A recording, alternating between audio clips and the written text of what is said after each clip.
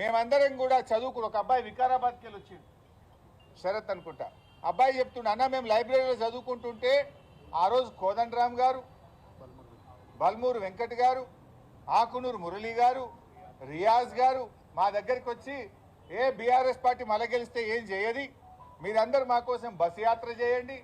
మా కోసం ఓట్లేపియండి మేము 2 లక్షల ఉద్యోగాలు ఇస్తామంటే నమ్మినమన్నా కాంగ్రెస్ కోట్లేయమని మా నాయనమ్మయి అమ్మమ్మయి తాతలై అమ్మా నాయన కాళ్ళు మొక్కి కాంగ్రెస్ కోట్లు వేయించినాం నమ్మితే ఇలా మోసం చేసిండ్రు మాకు ఉద్యోగాలు రాలేదు కానీ కోదండరాంకు ఉద్యోగం వచ్చింది ఆకునూరు మురళికి ఉద్యోగం వచ్చింది రియాజ్కు ఉద్యోగం వచ్చింది లాస్ట్కు ప్రియాంక గాంధీకి కూడా ఉద్యోగం వచ్చింది కానీ నిరుద్యోగ యువకులకు మాత్రం ఈ రాష్ట్రంలో ఉద్యోగాలు రాలేదు ఇలా వాళ్ళు ముఖం చాటేస్తున్నారు అదే కోదండరామ్ గారి దగ్గరకో మురళి గారి దగ్గరకో రియాజ్ గారి దగ్గరికి పోతే అన్న మమ్మల్ని బెదిరిస్తున్నారు మమ్మల్ని కొడుతున్నారు అని చెప్పి నిరుద్యోగ యువత ఈరోజు ఆవేదనతో మాకు చెప్పుకుంటా ఉన్నారు పిల్లలు అడగడానికి పోతే బిడ్డని సంగతి చూస్తామని భయభ్రాంతులకు గురి చేస్తున్నారు అక్రమ కేసులు పెడుతున్నారు పిల్లల మీద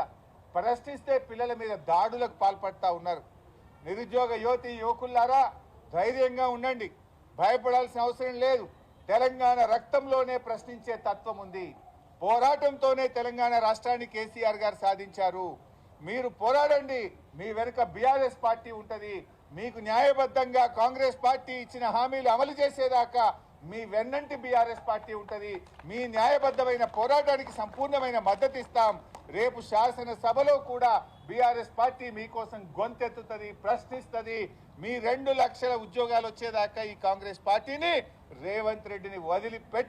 వదిలిపెట్టమని చెప్పి మీ అందరికీ ధైర్యాన్ని ఇస్తా ఉన్నాం